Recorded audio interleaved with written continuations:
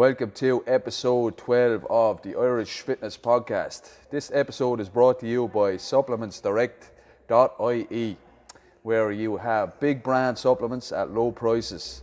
Shout out to Dylan and the guys. They sent us a little goodie bag, didn't they, Shane, with a few of our different products. You can get pretty much all the supplements you need, from proteins to creatine and all that kind of jazz. If you go onto their website, very reasonable prices as well. We had a look there, and I'll definitely be using them as any kind of supplements that I need from now on. Sure. It's nice to have, again, you know, that little bit of extra kind of edge when you're training and stuff like that. And if you're looking for stuff, the guys have all the top brands, so check them out. So, Shane, episode 12. Welcome back after Christmas, buddy. It's good to be back now. Yeah, it is. It's good to be sitting here again. We had our Christmas special before Christmas, and haven't done that since. We were supposed to have Tadgh on last week, but unfortunately he was a little bit sick. So we're getting back into the swing of things now. Getting back in with regular episodes. How did Christmas go for you, buddy? Oh man, yeah, nice quiet one. Kind of sitting around doing nothing, training right through it as well, which is what you want. Yes, absolutely. Yeah, other than that now, pretty quiet. Did you have a few beers and a few? Always, you have to. That's an Irish Christmas. I did. I enjoyed Christmas. Spent some time with the family. Yeah. We were pretty much open every day here in the gym, so we trained pretty much every day as well. I took a couple of days off. I trained Christmas Day, Stephen's Day, and the day after that I took off. But apart from that, training straight through. Glad to be back. I'm sure, as everyone is, settling back into routine. We talked a lot about kind of what direction, you know, programs and all that. So we've started a new program here at CrossFit Waterford, and there's a lot of us on it, coaches and all that kind of stuff. So we're all headed in the same direction. Really excited about that. Glad to be back, and glad to be back into normality and stuff. So today's guest, we have teen sensation Tadgh Lawless. You'll see his interview coming up after this. We actually shot before, and it was very interesting, Shane, wasn't it? Yeah, it was. Very, very well spoken, well read young chap, really, for the age of him. He's speaks really well.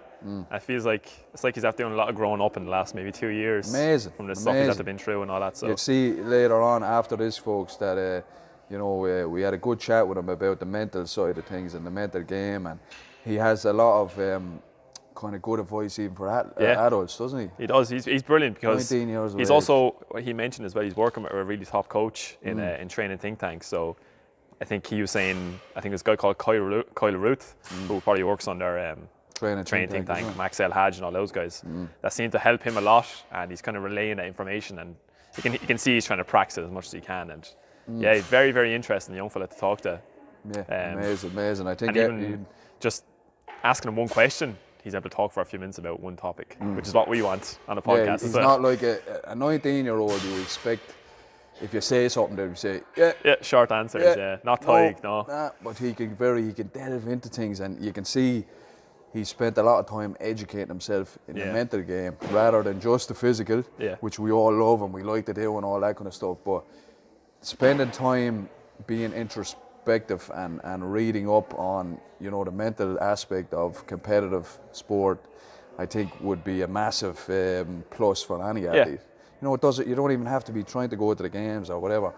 All of us could do with more of a positive mindset, couldn't we? Yeah, if you think about your mind as a weapon, I heard recently, I saw Ben Bergeron actually did a TED talk about this topic, and your mind, use your mind as your strongest weapon. So if you think about CrossFit, you might be a strong guy for CrossFit. So you might have a really good clean and jerk, or you might have a good snatch, or you might be one of those guys who has a good engine. But like when you think about showing up to a competition after putting in loads of work, a lot of people lack it upstairs of like turning it on, staying calm in situations, and you know, and Tadgh is obviously practicing that, and he's a really good kind of, and a mental health advocate too. You know, he's someone that's coming out saying, you know, it's not something we get enough of in Ireland either with young males. So he's one of those people coming out and saying, look, it's not easy. You know what I mean? And he said he has struggled with it and struggled with it. And he's a fair bit of pressure on his shoulders as well. So a massive amount of pressure to be at the games, at the pinnacle of the sport, and then to come back and to, shit, what do I do now? How many years is it going to take me to get back there again, or to surpass the top guys in Ireland? But I firmly believe he will do it. Yeah, for sure. And talking about the mental side of things as well, I just finished there last week Ben Bergeron's book, Is it Pursuing Excellence? Chasing Excellence. Chasing Excellence, yeah. Fantastic read or audio book, lads, if you can get it. And it's a good mindset into his take on, competitive CrossFit. Yeah. And also there's sections from David's daughter as well. Yeah, like it kind of delves in and out of the game. I think it's the 2016 games where he had 2 athletes win, so Fraser and Davis daughter. So he kind of delves into what mental practices, I suppose, which is what he is. He's obviously one of the best coaches in the world, but the mental practices that they kind of use in their training camps and stuff like that. Well thought out, isn't it? Very, very well. It's just, he's just one of those people. You can listen to him talk all day. He's just so knowledgeable about the subject. So I like the way on the audio book as well, he reads it. Yeah. The way sometimes when you get audio books, it's not the author. Yeah, it's a big thing, yeah. Yeah, it is. Coming from his voice, because his voice is so familiar to us. Yeah, that's actually a book I'd recommend. Say a lot of people would like to read books and they can't, and they're just kind of thinking, well, what do I start with? Well, if you like CrossFit and you're interested in kind of like the CrossFit games, and you know who Ben Bergeron is, you might listen to the podcast maybe 1 or 2 times. Start with that. Yes. And you can listen to the Audible book is brilliant as well. Just go on, get the app Audible, listen to it, or you can get the paperback as well. Oh man, the Audible thing is brilliant. It's one of those things where you'll read it because it's interesting, and he obviously his mindset is rock solid, so I can listen to him talk all day. Yeah, he's brilliant. Absolutely brilliant. I love the fact as well that he does, as we say, go into the mental side of things, but even things like the complaining side. And, people, like he has his athletes, David's daughter and whoever else, so mentally well conditioned that even the thought, he can see when the thought of complaining comes into their head, that they just suck it up and nothing comes out. It's all positivity. It's like the principle of he coaches character before he coaches an athlete. Yes. So like you're not going to train with him unless your character is there. Yeah. He would actually refuse to coach someone if their character wasn't. There's a pretty famous story of, I think it's Katrin Davis daughter, missing a lift in the gym and throwing her belt at the wall and storming out the place. Oh yes. And I think he's just someone, he just doesn't tolerate that. Nah. So that's kind of a turning point for a lot of athletes. He probably has. He coaches character over talent.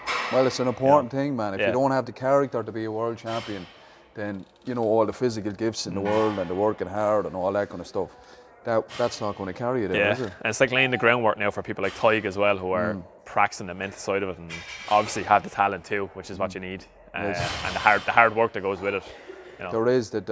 There's a massive emphasis on the mental side of things now, isn't there? Yeah. Remember we talked to Petey there a few weeks ago, and he was talking about his sister helping him out. Yeah. She is, I don't know, she's a sports psychologist or something like that. Shout out to Petey's sister. And he said that she has helped him. It's not everything, but definitely put that extra 10%, 5%, whatever it is. And he's one of those athletes too. If you listen to the Tadgh episode today and you're really interested, I'd say go back and listen to the PD one. It's very similar in the way that they talk about. Yes. They don't hold back on how they feel or. Well, that's why the both of them are games athletes. Exactly. PD going to the games and Tadgh obviously already been. You know what I mean? What do we have coming up this weekend, man? A few Irish athletes in action. Yeah, we've strength and depth in the UK over in London there. It was a huge sanction last year, and the year I think it's been on for a good few years now. But obviously, from the sanction starting, it looks like it's a huge one. They're attracting a lot of big athletes. It's a big event. In terms of the Irish side, we're looking at a team of 4, which I think is very interesting.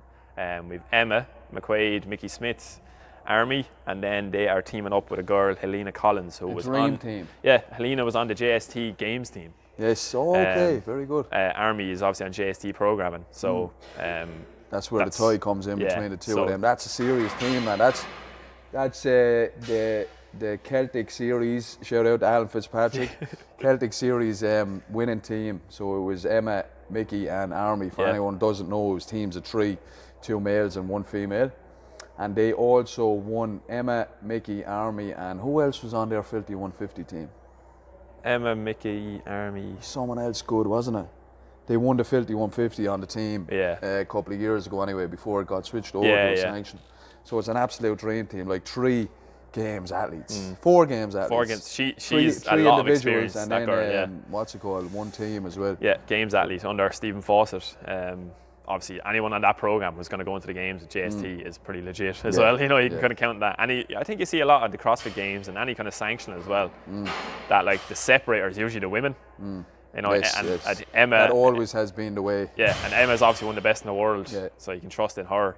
And Helena as well. They were putting up What a some team. stuff on Instagram with them training team. together. That's a real can see strong the- possibility to win it then. It isn't is. It really is. Yeah, it's a very really strong. I know there's a wonder- lot of those super teams are popping up now. So we were talking about this, I think it was with Mickey, right? Yeah. So there's Emma, Mickey, Army and Helena. Army and Emma have already secured their places. Right, so they're going to be going as our national champs, and Emma is top 20 in the world. Mickey doesn't have a place yet. I wonder does Helena? Probably not. I'd say there's some way in. There'd be some kind of JST team going So what if to the games and they sub in this people could as be well. a way in for Mickey, couldn't it? It could be a way in Because for you him. can take out 2 people. You can submit a roster of 6, I'm pretty Right. sure, and then you can sub in and out 2. 2 as you go, and there's like a certain deadline on it as well. Yeah, so say if they did win, which is a real possibility Yeah. because of the strength of the team, if you took out M and Army and then put in their 2 alternates, then that's a games team. Isn't Yeah. it? They could go to the games. I think that's it. I know they changed it around a bit in terms of like because we're in the super team era now of CrossFit. Whereas Yeah. Even Rich Froning, like Rich Froning was doing that, but he used to get people to move to like Cookville, Yeah. where he lived, and then You'd want them to train they together. train together, and that's what worked for him. But now Yeah, there's this whole thing. You It see mightn't like be the best way, but you see, you know, like a team. It's like Alex Smith and Cody Mooney, Yes. and Jessica Griffith, I think, Yeah, and they yeah. always have different girls on their team. Yes, but it's yeah, usually yeah. it's usually Cody and Alec, and then they kind of switch in and Yeah, out there. yeah. They are the super team. You know, they've beaten Mayhem at sanctions and everything. So I think we're going to see a lot more of these. I like seeing the Irish influence on it as well. I do. You know, That's 3. I know Army is from Afghanistan or whatever, but he's still Irish. he's still our Irish. boy, He's you know still what I mean? he's Shout out still to Army. Yeah, he still has that accent. He Yes, has he that does. Mallow It's accent. mad. To look at him, you would think he's going to talk like someone over and somewhere else, Yeah. but then he comes out with this big Mallow accent. Yeah, Shout exactly. out to Army. But that's a great team, and do I would really like well. to see that. I would like to see. What we also see there, though, at that sanction is CrossFit Mayhem are also going to that. Are they? Yeah. Okay. Okay. So we're looking at that's Rich That's Froning, interesting. Scott Panchik just got recruited there as well. Ooh. Tasia Persevich and China Cho. Okay. So they're all just like they're up against I it. think Scott Panchik must have came 6th at the games 100 times. Yeah, it's just yeah, like he's always 6th, you know, that kind of Froning way. is Froning then. as Froning well. is the best of all time, and then Yeah. China, and they're obviously games Ah, champions. you never you know. know. The Irish could surprise Cause us an and, upset, yeah. They could pull it out of the bag. Um, We also have Sam. Sam is going to strength and depth as Yeah. well. So shout out to Sam. He's Sam coming Stewart, on. He's coming on the show next week. Yeah, so we get a lowdown from him. Any idea what kind of big name individuals are going? Matt Fraser, kind of Fraser, no. everyone's looking at, yeah. Ooh. This is first sanctional of the season then. Isn't Yeah, it? yeah. He's. I think he just. I saw him talk about it, and everyone's kind of like, "Why are you going to London to do a sanction?" And I think, I was expecting. Why do you think he didn't do? I saw him Mayhem? talking about. He probably booked it ages ago, but he's talking about he had an appearance in London probably for Nike or something like that. So he's Okay. like, I might as well extend it He a was week. tying in the 2. Wait, you know the way he talks, it's like I might as well just go over and hit up that sanction. Whereas people would train for a year for one sanction. He's just like, I'll just throw my hat in. He's yeah. very blasé about things, isn't he? It's an interesting one, yeah. So if Fraser Krenikoff, who goes to every single sanction, I don't know how he does it. yeah. He goes Russian. to everyone. I think it's because he knows he won't be able to get to America to go to the game. Yeah, that's so he what hits every his dad sanction. is a terrorist, so he's not a terrorist. I'm only messing. There's something mad though, isn't there? Like, what? I don't know what it is. It's visa issues. Yeah, the fuck. There should be some kind of an exceptional route where, Yeah. especially with an international and an American brand like CrossFit behind them. You know what I mean? There should be some way of them approaching the government and saying, look, we're a massive multinational company, but our roots are in America.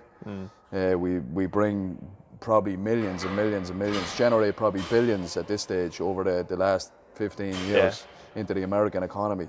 Surely they would have some kind of a pull or whatever, saying, look, this guy he's a national champion, he has qualified for 2 years in a row.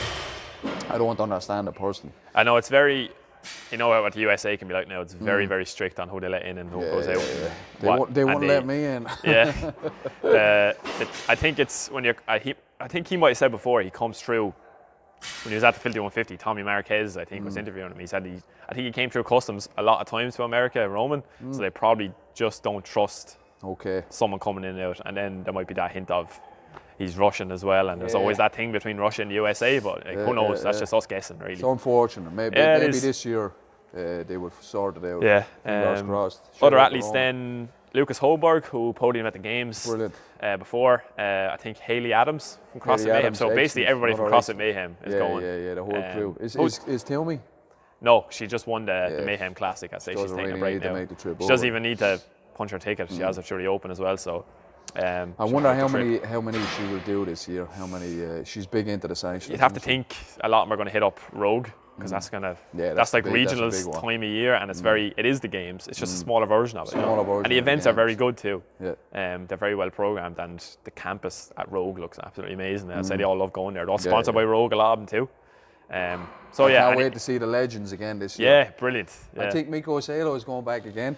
Oh, that'd be brilliant. We should see a lot of the other guys as well. For me personally, that's my favourite part of any of the sanctions. Yeah, I thought it was very cool. I know they're obviously not at the same level as the guys now, but it's a nostalgic thing for me. Yeah. When I started watching CrossFit back in 2009, they were all the big dogs, and they used to post their times on CrossFit.com. Yeah, comment on their posts. It's brilliant. And actually, what we saw in the Mayhem Classic that was on the weekend in Rich Frowning's gym, CrossFit Mayhem, they did a thing called the Good Dudes event. Oh yes. So they got like, that was good. I like that. The whole idea was like, obviously there's a Good Dudes coffee company, which is Josh Bridges, Rich Froning, Dan Bailey, and they all invest in that, and they all promote their coffee because Josh Bridges loves coffee. Everyone knows that. But they did a thing like the Good Dudes event. So obviously Rich programmed all the workouts. They're very Rich Froning-esque workouts. Yes. Everyone was saying it. And then I think they did 3 of them. And they just went against each other. But they took Froning it like, did very well. Froning just acted like he was in individual competition. Wouldn't it be great to see him back again just one more time? If they gave him like 10 million or something like that, it'd be class. Imagine, I don't think you will, but you can see little glimpses of it there that he's like he's not letting up on the times. He definitely still has the potential to do well in individuals. Oh yeah, he does. But imagine if he did it and he didn't make the podium or something like that. You know what I mean?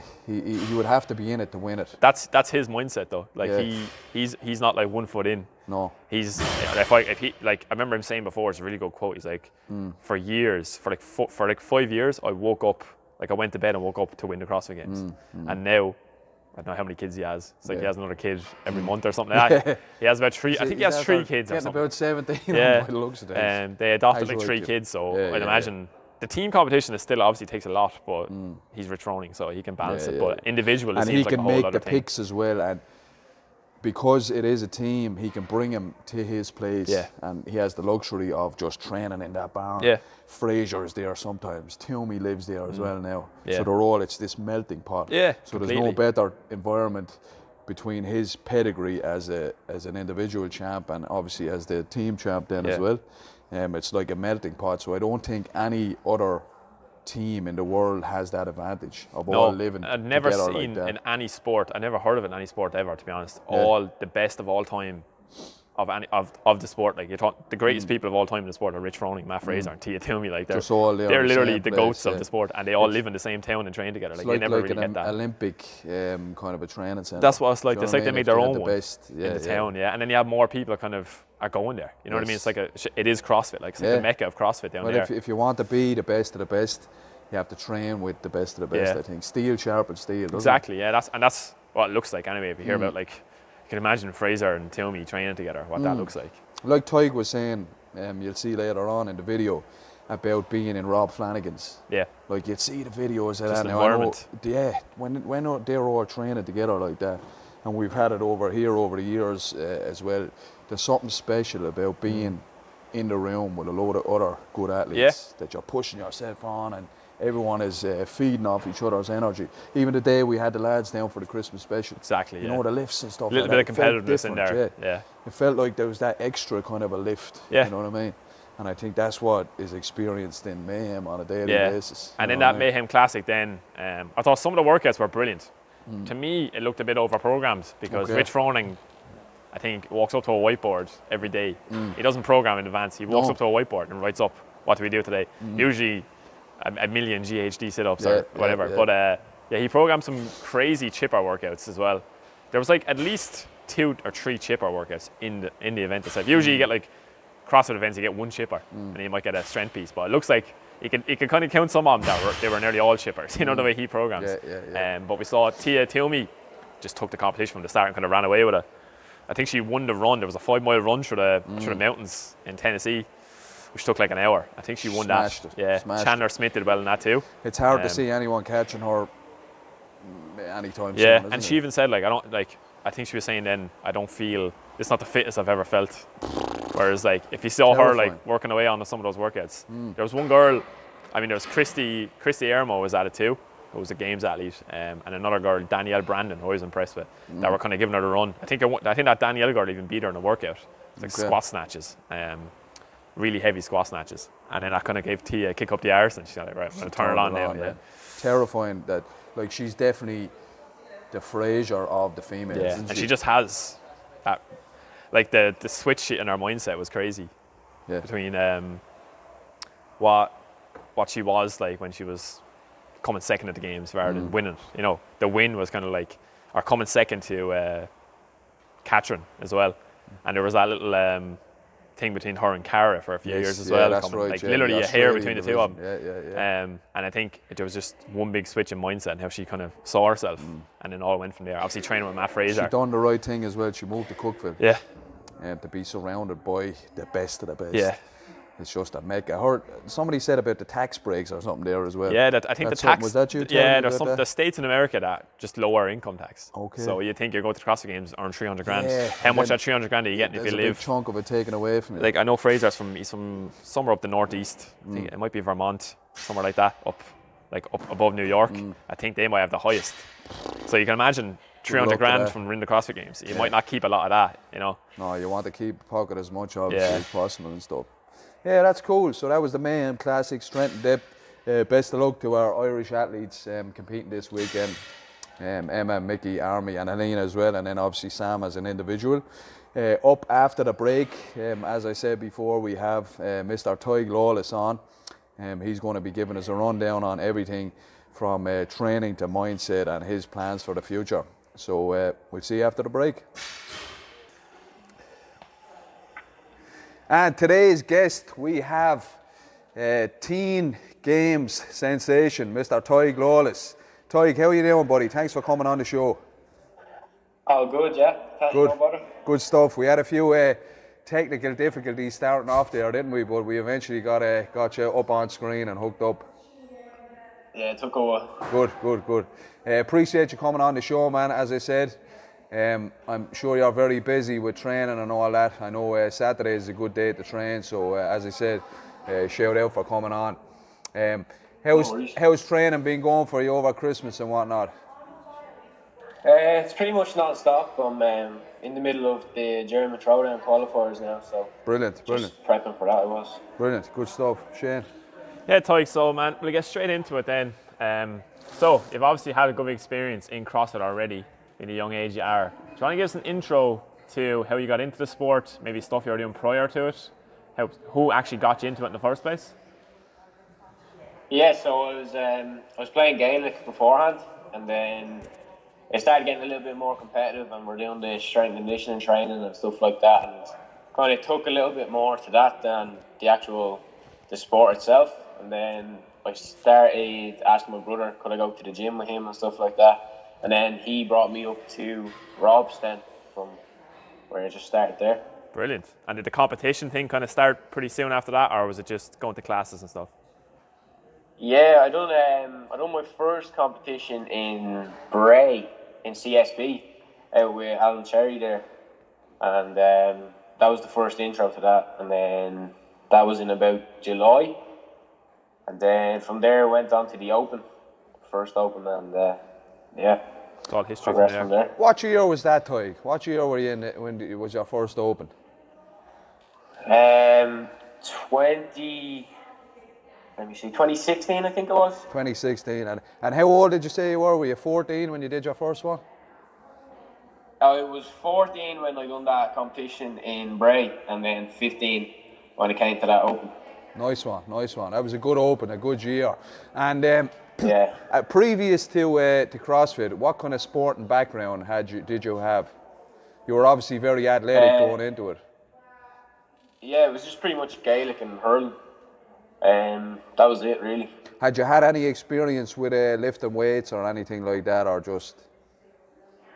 Nothing at all. It was all kind of body weight and then running.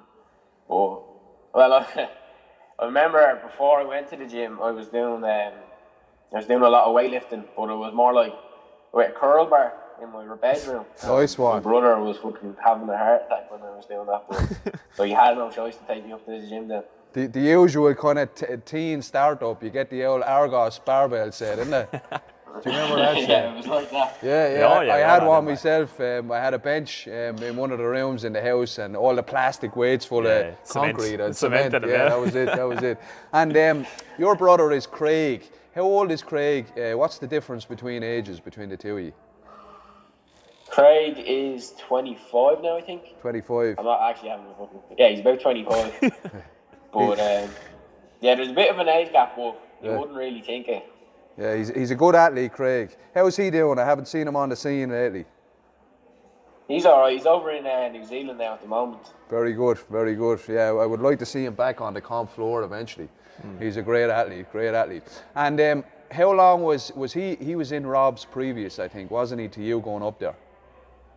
Yeah. He was there about a year before. Well, about a year before I went up. He had done a few competitions in Tipperary and stuff like that. I remember seeing him back on the scene. It must have been kind of exciting and inspirational to go into somewhere like Rob's. You know, Rob has been a kind of a staple in Irish CrossFit for a long time now. He's very well known. He won our competition in 2014. You know, he's been pretty much at the top of the heap. I know he was a little bit of a setback. Shout out to Rob for the last couple of years. But what was it like as a youngster going into that kind of a melting pot of just animals up in Rob's place? So I was starting out doing the classes there, and then you're doing like your 3-week and you progress to the 5-a-week. And I kind of hang around a little bit after classes, and you'd see the likes of Owen McGregor and Bernal coming in training with Rob. Yes. Obviously, to be dropped into it like a gym like that where it's so competitive, and you've got the likes of Rob, who was one of the best in the country at the stage. It's probably the best atmosphere to be put in for me to go to the games from there. So I owe a lot to him anyway. You wouldn't think it. Like it does. Like obviously I work hard and stuff like that, but I don't realise how lucky I am to be in that atmosphere and environment with all them guys. So I bet. Definitely pay a big tribute to them. It must have made a massive contribution to your kind of athletic development to be in that kind of Shark Tank right from the get-go. Dublin is kind of a hub for competitive CrossFit in Ireland, but Rob's place in particular, and even now I think it's escalated even more with the females and the rest of the guys, Aaron and the rest of them. It just looks like it's game time every day when you all get together. Is that the case up there? It can be. Let me see. When we do get together, like we train in prep for a competition like Waterford and stuff like that, we can do all that, but it seems to be kind of going down the route of, like, I do my own individual program, people will do their own individual program. At one stage, I think it was about 11 or 12 during the day where we'd all train together, but right now it's a little bit split up. People have like different jobs, and like Rob as a kid and stuff like that, so it's a little bit harder to kind of get together and train. And it can be quite competitive, as you know, if you're training with someone all the time. Yes. But I'd love to be able to train with them all the time, and for them to jump in on my workouts, me jump in on theirs and stuff like that. But some people train in the evening, some people in the morning, so it's a little bit different to when it started, but not to say it's any worse. There's always like, you don't necessarily have to be training with them guys, just them there like in the environment to push you on. I think that's kind of what I've learned now from training there now. I agree. How long have you been on an individualised program then, Tadgh? Let me see.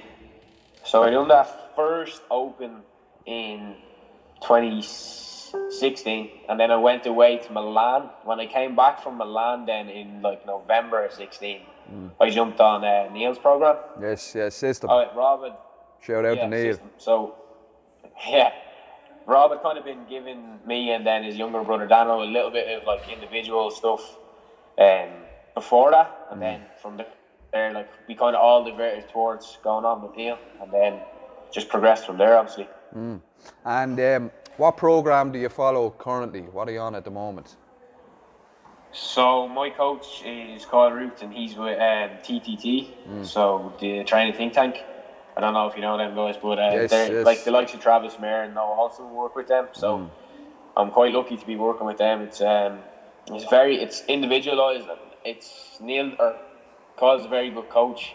We're kind of working on the mental aspect more than anything right now, which is what I've been struggling with. But no, it's great. Yeah, I saw your post recently there. You know, I suppose we could kind of give people a little background about the games first, and then we could lead into more of a talk about where you're at now. So, the year before last, was it the 2018 games? Yep. Yeah, so for anyone that doesn't know, Tadgh was our second team ever to go to the games. You qualified in the 16 to 17 age bracket. Could you give us a little rundown about what went into that to start off with, and then what the experience was like when you made it to the games finally? Because it is a dream for all athletes, I suppose, competitive athletes, and a more realistic dream for some more than others. And you were actually able to fulfill that dream. Could you give us a little background into that, Tadgh?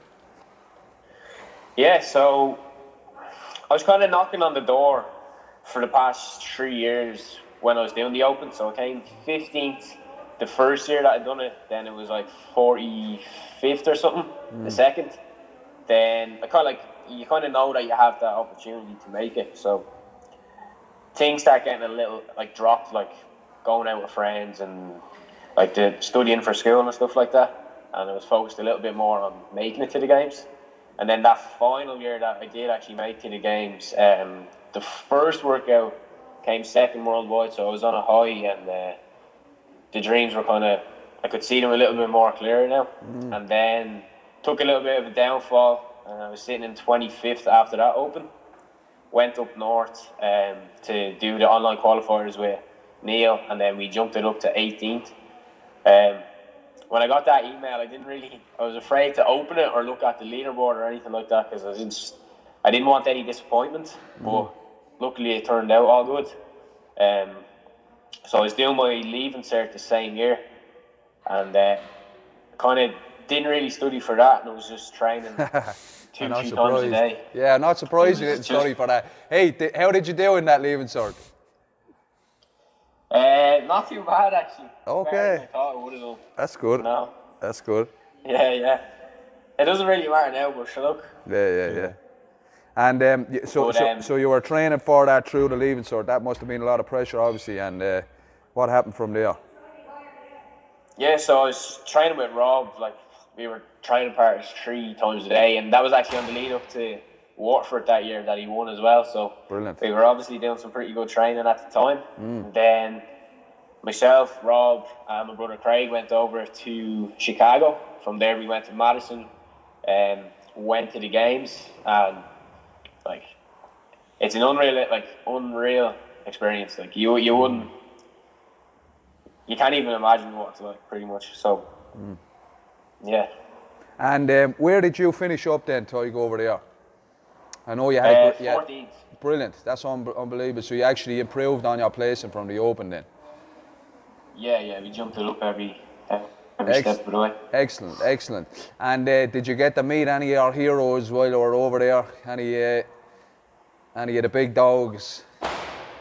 Yeah. So like, when you're in the warm-up period, they're all just floating around, so you can look and chat to them all you want, but you kind of want to play it cool. But the only person that we weren't really playing it cool with was Rich over there. So when we seen him, we had to get a photo with him. Oh yeah, absolutely, man, absolutely. That must have been an amazing experience, and fair play to you for doing it. So what was it like then? So you made it over there. Again, you reached pretty much the pinnacle of the sport. You fulfilled your dream. What was it like then coming back and coming to that realization that, okay, now I'm going in with all a completely different division? And how did you feel then going into the adults division? So when I came back, I jumped into training a little bit early and I hurt my back. So it was a bit of a challenge from there. So rather than kind of going, we'll jump straight into trying to compete at the adult level, I got injured. Then I went over to London after the back was getting a little bit better and competed on that strength and depth team of 12 with like a couple of the really big athletes like Vellner, Alex Smith, Jamie Green, the likes of all them. And just chatting to them alone, they were saying I should kind of take a little bit of a step back from competing and focus on one aspect of the sport or even a different sport. So I done complete big strength cycle then to try and develop and actually stand a chance with the adults. But coming out of that now, it's a lot harder having done that to get back into the sport.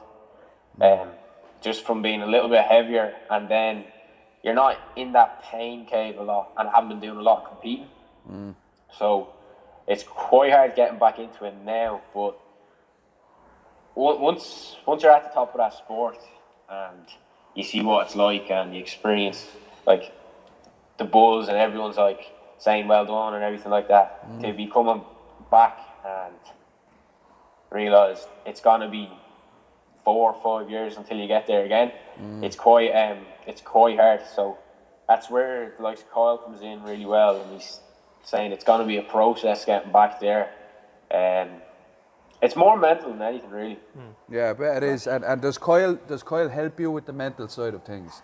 Does he like give you any specific type of training, or is it just little chats, or what goes on there from a coach to athlete point of view? Yeah, so we do some Skype calls and stuff like that every month or so, and he's really good at getting my head around, like coming up to qualifiers. I struggle with nerves a lot, so we're dealing with that a good bit, and then he's talking about let's just focus on one step at a time. So the first step now is to try and make sanctions. I don't care where I qualify or where I am over there. The first step is just to get there. I'm doing a lot more reading as well, so try and sort the head out, and then. Like it's not just like Kyle's obviously a big part of that, but it's not just him. Like it's the people around me that I train with day to day. They can really that's where you're talking about with like in Rob's, like they know what I'm like. They've been around since I'm 15 doing this, so they know where I need to push, step back, or really just help out when I'm down, which can be more often than not. Yeah, I think from myself and Shane's point of view, talking to all you top athletes over the last 3 months, your support system is pretty much invaluable. These people around you, all that kind of stuff. It sounds like that obviously no one can do things by themselves, but the higher level it is, the more important it is to have that good support system. Would you agree with that? Yeah, I think that's probably the main thing. You can be as talented as you want or have a good work ethic, but if you can't bring the two of them together and then work in a good environment as well, because I remember sometimes I can get annoyed and it can bring a bad atmosphere to the place. But it's the people around you that kind of tell you to snap out of it and keep working and stuff like that. And then the downtime as well is probably one of the most challenging things, really, because when you're done training, you're training twice a day, you don't have much time left in the day because you've got to go to sleep really early and eat all the time and stuff like that. And when you see people that are this age and they're going out and partying and stuff like that, it's the people in the gym that will be there when everyone else is going out, and they'll understand what you're actually working for and stuff like that. Shane. And Tadgh, what does a day look like for you then? Are you in college full time as well as balancing this, or what's just your day-to-day training and stuff like that? So I'm in college full time in UCD doing sport and exercise management. I'm also working in the Box Dublin, which used to be CrossFit Glasnevin. That's owned by Colin Judge. Shout out to Colin. And then I'm working in Perpetua as well in town with Home McGregor. So it's quite busy, but like the work has to be done to pay for the training, and then the college has to be done to kind of support me when I'm after the training. So it's all based around the training, really. So yeah, It's good though that you can kind of see in front of you as well, being so young that like a college degree would obviously help you with because CrossFit's not exactly full of money yet anyway. No, not yet anyway. Hopefully down the line, but you've got to be as mature as you can, especially if you want to get to that high level. Yeah. You got to see, like, I've done a lot of stuff in college where you can see athletes coming out of sport and they get severe depression because they're taken away from where they were. It's similar to like when I came back from the teen games and you're like, oh, it's going to be so long before I get back to the games again. It's like if I take a step out of sport and it's like, what do you have? Like, that's another thing that like myself and Kyle work on is if you're just solely based in the sport and then that becomes everything that you have, when you take a step out of it, like what are you going to have then? That's kind of what I was experiencing when I came back and got injured and stuff like that. So yeah, that's a challenge in itself. I think that is a danger for most high-level athletes, is that they define themselves as being a CrossFitter or a fighter or whatever it is, and then like you said, if they start to wane then, or their talent starts to go, or they start to slip from that level, then they become almost obsessed with what they were, and then they can't move on. But I think you're in a very unique place where you can go to the top, then you can pull back a bit, and now you have the opportunity to go again because you're so young. A lot of the times these athletes, they reach their pinnacle of their sport in their early 20s or whatever, but you got there so young at the age of 17 that now you have another shot at things. And it sounds like you have your mental game dialed in, doesn't it, Shane? Yeah, or at least practicing. I don't think I've met a more mature 19-year-old, Tadgh, so fair play to you, buddy. Yeah, that's exactly. A big shout out to you. Yeah, 100%. It is. I think in a way, like I always thought making the games, I've always said it could have been a mistake because like it takes a while to get back there. That's all you're kind of seeing. So anytime I do another competition or anytime I do anything else, it's just solely set on that. But I think now that you say that, I'm gonna go back, and when I believe I'll go back. But when I do go back, I want to go back and do it the right way. So I'm building everything up as a whole now, rather than just one aspect of it. So when I do get there, then I'll be doing it right. Like everything will be covered, and then I can also take a step back from competing and have other things there that I want to do as well. Like I don't want to be just solely focused in the sport. I know that's what it will take to win, essentially. Yeah, so we were talking a lot about where did we leave off, Shane? Kind of talking about Tadgh's mindset. Yeah, your mindset on things, and what would you, like, before workouts and stuff now, do you try and get yourself into like a zone? Is there a particular routine you have before training, or is it just, okay, I'm going to go in and train and do whatever's on the program? Yeah, that's a good question. Generally with training, I wouldn't have too much of a plan. Like it's laid out. I know my numbers, I know what I want to hit, and I know what I have to improve on. It's more when it comes to the competing side of it, the qualifiers, that's when you kind of got to get in the zone. But recently I found out I can get too much in the zone where I'm overthinking things during the workout and before, and that's where the nerves kick in. But in terms of training, it's a good atmosphere in the gym, and you know what has to be done. It's the focus is obviously there if I'm doing it all the time, if you know what I mean. Yeah, absolutely. How many hours a week are you putting in, Tadgh? What's your typical week? A typical day would be get up about 8 o'clock. I know I get slagged for the sleep. I try and get about 10 hours sleep a day. 10 hours? That's hilarious. That's good though. I suppose the more the better, isn't it? Yeah, that's it. But I try to get up about 8, get to the gym about 10, do my strength session or whatever is really laid out for about 2-3 hours, go home, eat, maybe have a nap, depends if I didn't get them 10 hours or not. and then train again in the evening doing a conditioning session. Right. And then I'm pretty much either working in the gym or doing some college work or something like that. So that's kind of what it's like, and we do that about, that setup would be pretty much 5 days a week, and then have a swimming session in there as well and a movement session. So there's one day that's fully off. It sounds like you're talking around about 25 hours of training a week then. Yeah. Around about 4 hours a day plus whatever other bits and pieces.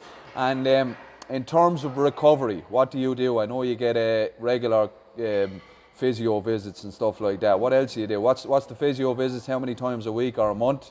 And also, what else do you do for your recovery? Yeah, so I go to a massage therapist that's not too far from me.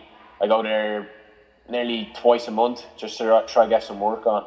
And then I try not to rely on that too much because I don't want to become dependent on it. I want to do my own work as well. But when I did hurt my back, I had to do a lot of prehab and rehab. So I kind of do that every session. Like, and my warm up would include, my warm up's like it's a half an hour to an hour of a warm up. Like, you're looking at that type of stuff, just so I'm ready to go and stay injury free. The sleep is a big part. The nutrition, obviously a lot of stretching and stuff like that.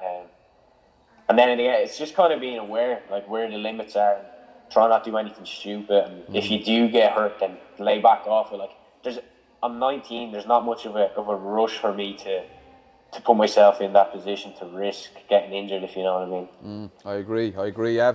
Time is on your side, buddy. Time is on your side. If you look at all our top boys, they're at least in the kind of mid-20s. I think Sam could be kind of the youngest guy. Sam's the youngest. Petey just turned 30. How old is Jamie? Jeez. Jamie must be close to 30 late now. 20s, yeah. Yeah, he's hitting the game. So if you look at in terms of that, we christened you the future there a while ago on the podcast, and I 100% believe that. I think within the next few years, I've seen your Instagram over the last few weeks. I saw that nice handy 155. That must have been an amazing feeling to hit that kind of number. Yeah, the numbers are always they're climbing nice and steadily, so that's good to see. But kind of when I was doing that strength cycle, I got a little bit too comfortable doing them 1RMs and stuff like that. So it does play a role in a lot of things. Like, I got stronger across the board, but it's kind of moving that way under fatigue and in a work, like the likes of 20.4. Like, my max is up there with all the big guys, but they're a little bit fitter. They can move that heavy weight constantly. So that's kind of what the focus is on now in terms of strength. Yeah, I think that will definitely come with time. As I said, you have plenty of time to do it. Patience is the key, and I'm sure you know that. To just prolong it over time and stuff like that. There's a lot of teens in Ireland coming up. They're doing fantastic. A few prospects, a few of them will be going into the 200s. What kind of advice would you give to not only the top teens in Ireland, but the teens looking up to you, because you would be a kind of an idol or a role model for all those guys. What kind of advice would you give to all them teens? Yeah, that's pretty cool to hear, and absolutely. It's I'll be watching my back for sure. Anyway, I know there's a few guys that are doing pretty well. If you're making the online qualifiers, you're doing quite well. But advice, like as I said, I kind of dropped everything, and at times I do wish I didn't drop everything. But I'm not going out partying or going out drinking. Like, it's very rare that I would drink, and don't get drawn into all that stuff. Like, everyone nowadays is doing drugs, and they're not working on themselves. Like, that's what I like to see. Like, I'm investing in myself, so down the line, hopefully all that pays off. The main thing is like the little things that people like don't think. Like, if you stay injury free, that's gonna like help you so much, because if you're out with an injury, it's time not spent getting better. Whereas if you pull it back a little bit, work like consistently, then you're always making progress. And you need to make sure like all the food is like, I get given out to by my mum a lot, but like eating the house down and sleeping right, and just if you're gonna do anything that helps you get towards your goal, do it. If you're gonna do, before you make the decision, and I've seen Matt Fraser actually put this up. It's if you have a choice, like something's either gonna take you further away from your goal, or something's gonna bring you closer to that goal. So, everyone has that choice, and there's a lot of gifted lads out there. Like if you remember Chris that went to the games before me, like crazy strength, It's about putting the time in and obviously having that support system. Like obviously I was very, very lucky to be in a position with Rob and all them competitive lads up in the gym, and if you really wanted it, then you'll get it. That's the way I'm gonna look at it. Brilliant, absolutely wise words from such a young man, Tadgh. I think you have a bright future ahead of you. I really mean that. And I'm sure 100%. I have 100% faith in you that you're going back. 100%. Thanks. So you'll be putting all them big dogs on notice. Yeah. They want to watch you. Yeah, 100%, boy. They're terrified. They're shaking in their old boots. They can't wait to get into the Masters. Tadgh, it's been an absolutely pleasure talking to you, buddy. Before we go, would you like to give a shout out to anyone? Coaches, sponsors, whoever it is. That, like the likes of Wade here. Obviously, they're supporting me all the time. Nocco, and then Kyle, my coach, has helped me a big amount. Rob has helped me a huge amount, let me train where I am now, and got me to where I am. And then just all the guys in the support system that are just helping me there, and then the likes of you guys that have the faith in me, and it's always good to hear that type of stuff. 100%, bro. Are you going to be coming down to us now in July? Yeah, I will. Good man. That's what I like to see. All right, so my friend, we shall talk to you over the next few months anyway, and if I don't see you between now and then, best of luck with any competitions you have coming up, and I'll see you in July. Yep, absolutely. Thanks for coming on, Tadgh, man. All right, brother. We'll take it easy, my friend. Good luck. You too. Cheers. Boom. That was very insightful, Shane, wasn't it? What a fucking mature kid for 19 years of age to be talking like that, you know what I mean? When I think about when I was 19, there was none of that. Absolutely none of it. Not talking like him anyway. Yeah, I might have been a little bit different than some of the sport playing 19-year-olds, but I've never seen a 19-year-old to be so introspective. Yeah. And to have such a kind of a laid out plan and a mature plan. Yeah. There's 40-year-olds that I know that are not talking like that. Yeah, you know what I mean? Exactly. Yeah, Tadgh is very. Myself. I think the experiences Tadgh had are kind of after showing him a lot that you won't get when you're that young. No. So he has a lot of life experience for such a short his retrospective thoughts are just like there's so many of them that he's able to kind of get them out, and he talks really well too. He does. I think I 100% believe that he is the future of male. CrossFit in Ireland, you know what I mean? I would say within the next maybe 3 to 4 years, I'd say he's going back to wherever the games is right now.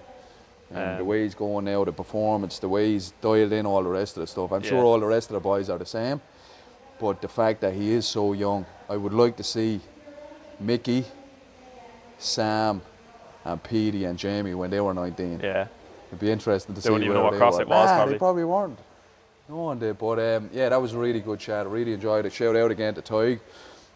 So that's a wrap for episode 12 of the Irish Fitness Podcast. We'll be back next week with episode 13. Until then, folks, take it easy.